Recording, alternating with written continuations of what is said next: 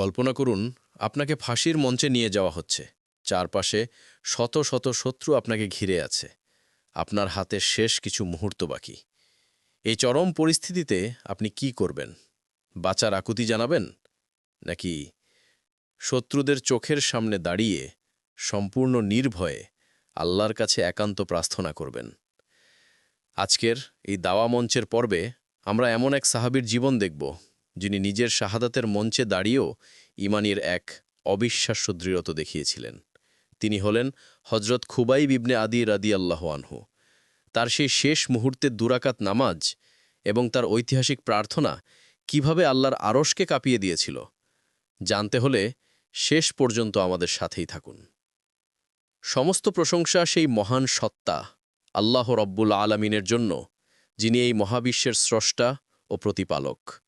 আমরা তারই প্রশংসা করি এবং তার কাছেই সাহায্য চাই। দরুদ ও সালাম বর্ষিত হোক সৃষ্টির শ্রেষ্ঠ মানব, আমাদের প্রিয় নবী মুহাম্মদ সাল্লাল্লাহু আলাইহি ওয়াসাল্লামের উপর, যার মাধ্যমে আমরা হেদায়েতের পথ পেয়েছি। আসসালামু আলাইকুম ওরহমতুল্লাহি ওবরাকাতুহ। প্রিয় দর্শক ও শ্রোতা, আপনাদের সবাইকে স্বাগত জানাই দাওয়াহ মঞ্চের আজকের বিশেষ পর্বে। চরম বিপদ, অত্যাচার এবং নিশ্চিত মৃত্যুর মুখে একজন মুমিনের ঈমান কতটা অবিচল থাকতে পারে, খুবাইব রাদিয়াল্লাহু তাআলা আনহুয়ের জীবন আমাদের সেই শিক্ষা দেয়। তার জীবনের এই একটি ঘটনাতেই লুকিয়ে আছে আল্লাহর প্রতি গভীর ভালোবাসা ও স্থিরতার রহস্য। আমরা আজ তার বন্দিদশা থেকে শাহাদাত পর্যন্ত প্রতিটি মুহূর্তের বিস্তারিত আলোচনা করব। খুবাইব ইবনে আদি রাদিয়াল্লাহু তাআলা আনহু এর অবিচল ঈমান দীপ্ত ঘটনা। খুবাইব ইবনে আদি রাদিয়াল্লাহু তাআলা আনহু সেই সাহাবীদের অন্যতম, যারা রাজি নামক এক অভিযানে অংশ নিয়েছিলেন। একদল বেদুইন গোত্র রাসূলুল্লাহ সাল্লাল্লাহু আলাইহি ওয়াসাল্লামের কাছে অনুরোধ করেছিল তাদের ইসলাম শেখানোর জন্য কিছু শিক্ষক পাঠাতে, কিন্তু এটি ছিল আসলে মক্কার কুরাইশদের পক্ষ থেকে সাজানো এক গভীর ষড়যন্ত্র। পথে তারা মুসলিমদের ওপর আক্রমণ করে। খুবাইব রাদিয়াল্লাহু তাআলা আনহু সহ বেশ কয়েকজন সাহাবীকে বন্দী করা হয়। জীবিত বন্দীদের মক্কার কুরাইশদের হাতে বিক্রি করে দেওয়া হয়, কারণ কুরাইশরা তাদের বদর ও উহুদের প্রতিশোধ নিতে চেয়েছিল। খুবাইবকে কিনে নেয় সেই হুজাইল গোত্রের লোকেরা, যাদের একজন নেতাকে তিনি বদরের যুদ্ধে হত্যা করেছিলেন। খুবাইবকে যখন বন্দী করে রাখা হলো, তখন তার কাছে দেখাশোনার দায়িত্ব দেওয়া হয় হারিস ইবনে আমেরের এক নারীকে। খুবাইবকে লোহার শিকলে বেঁধে রাখা হয়েছিল।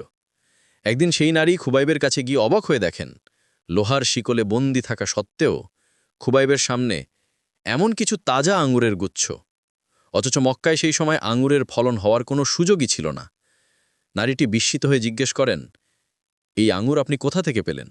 খুবাইব অবিচল শান্তিতে উত্তর দেন, এগুলো আল্লাহর পক্ষ থেকে রিজিক।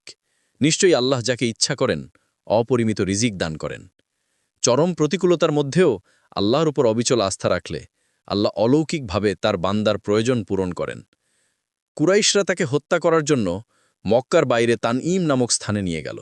সেখানে তাকে একটি কাঠের জলপাই গাছের সাথে বেঁধে রাখা হলো। শত্রুরা তার চারদিকে ভিড় জমিয়েছে। সবাই প্রতিশোধের নেশায় উন্মত্ত। এই মুহূর্তেও খুবাইব ছিলেন শান্ত ও স্থির। তিনি শত্রুদের কাছে একটিমাত্র অনুরোধ করলেন, আমাকে কি শাহাদাতের আগে দুরাকাত নামাজ পড়ার সুযোগ দেওয়া হবে? কুরাইশরা অনুমতি দিলে খুবাইব অত্যন্ত মনোযোগ সহকারে দুরাকাত নামাজ আদায় করলেন।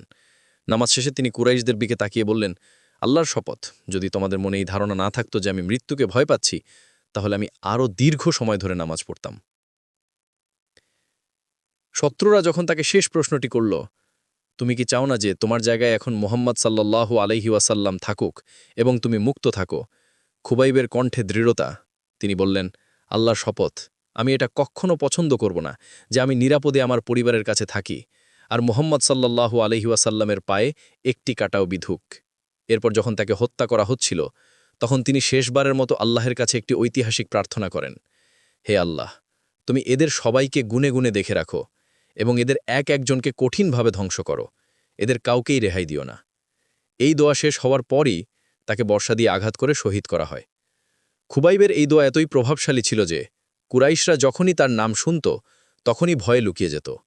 জীবনের শেষ মুহূর্তেও রাসূল সাল্লাল্লাহু আলাইহি সাল্লামের প্রতি গভীর ভালোবাসা এবং আল্লাহর উপর অবিচল দৃঢ় পাই খুবাইবকে ইসলামের এক কিংবদন্তি রূপে অমর করে রেখেছে। সুবহানাল্লাহ।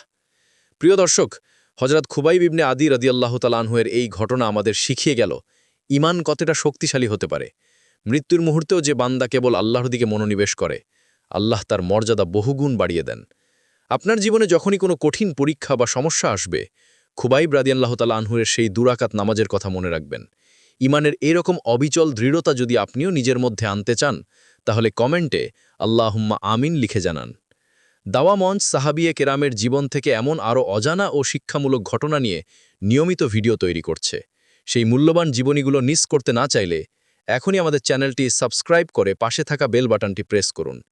ভিডিওটি থেকে প্রেরণা পেলে একটি লাইক দিন এবং আপনার প্রিয়জনদের সাথে শেয়ার করুন। দেখা হবে পরের ভিডিওতে। সেই পর্যন্ত সবাই ভালো থাকুন, সুস্থ থাকুন।